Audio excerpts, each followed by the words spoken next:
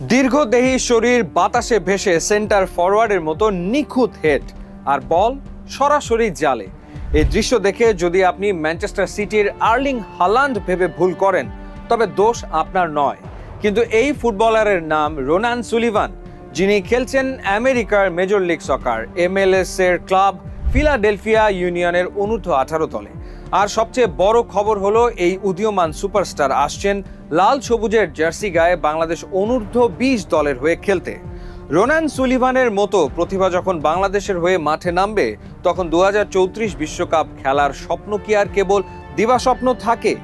Football বিশ্লেষক থেকে শুরু করে সাধারণ ভক্ত সবার দাবি ছিল একটাই, বিশ্বজুড়ে ছড়িয়ে থাকা বাংলাদেশি বংশোদ্ভূত বা অরিজিন ফুটবলারদের দেশের জার্সিতে ফেরানো।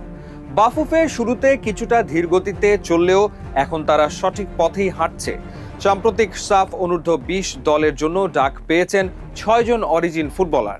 রোনান এবং ডিক্লাইন সুলিভান খুব দ্রুতই যোগ দিচ্ছেন। তাদের সাথে যুক্ত হওয়ার অপেক্ষায় আছেন আমেরিকার ইউনিভার্সিটি লিগে খেলা ট্রেভর ইসলাম, হামজা চৌধুরী ও সমিতের মতো অভিজ্ঞদের পাশে যখন জায়ান আহমেদ, ফামিদুল ইসলাম, রোনান সুলিভান এবং ট্রেভর ইসলামরা একত্রিত হবেন তখন আগামী সাফে বাংলাদেশের নাম থাকবে ফেভারিট তালিকার সবার ওপরে। দীর্ঘ 24 বছরের সাফ ট্রফি জয়ের আক্ষেপ ঘুচিয়ে ট্রফি পুনরুদ্ধারের মিশনে নামবে এই নতুন বাংলাদেশ। কিন্তু আমাদের লক্ষ্য কেবল সাফ নয়, আমাদের চোখ আরও দূরে, 2034 সালের বিশ্বকাপে।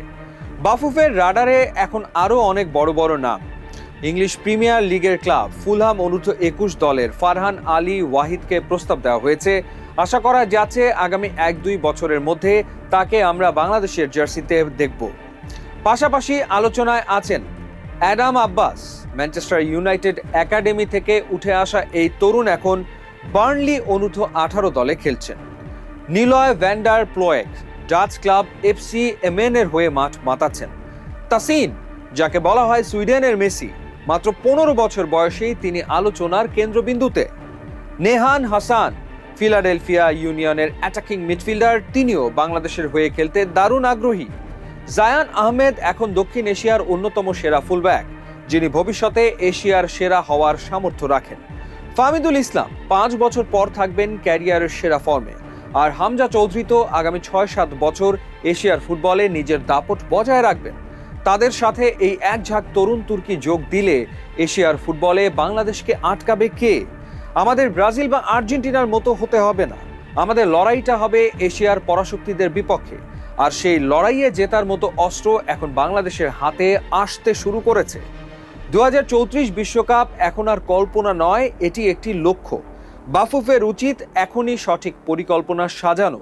যদি এই ধারা অব্যাহত থাকে তবে আগামী 8 বছরের মধ্যে ফুটবল বিশ্বকাপের মহাযজ্ঞে ব্রাজিল আর্জেন্টিনার পতাকার পাশে গর্বের সাথে উড়বে বাংলাদেশের লাল সবুজ পতাকা।